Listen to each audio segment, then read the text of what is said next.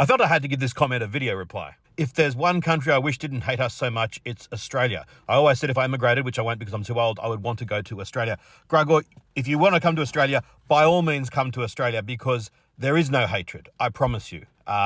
Look, that previous video where the guy had said that he hates pommies, that's pantomime stuff. The 99.94% of Australians do not hate England, I assure you. For a start, Australia is one of the most diverse nations in the world.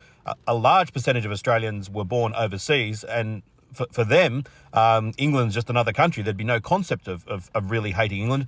And for those kind of descended from England or from Britain, even from Ireland, that there might have been some angst towards England, probably some well-judged angst from the Irish descendants way back when, but that's gone as well. The only thing is that for so many decades, Australia, in the early years of colonisation, after the colonists came and took the land from the original Indigenous Australians, this country was completely forgotten about by the rest of the world. And when the only time we kind of got any notice was when England played us at sport, usually cricket.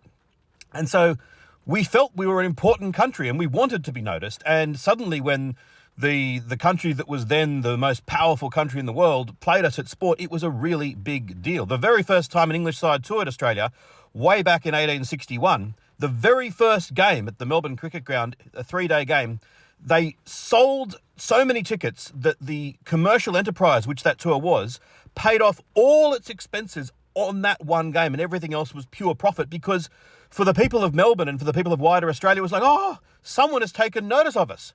That has continued through the decades, and a lot of people don't even realise where it's come from, but it became this thing of, we really want to beat England. But it's not a nasty thing, it's not an angry thing, and occasionally on the cricket field when the Bairstow incident occurs and other things occur, it can get borderline nasty, but still compared to most of the sporting rivalries out there, it's a remarkably amicable one. So any Australian saying, oh, I hate the Poms and everything else, it's for show.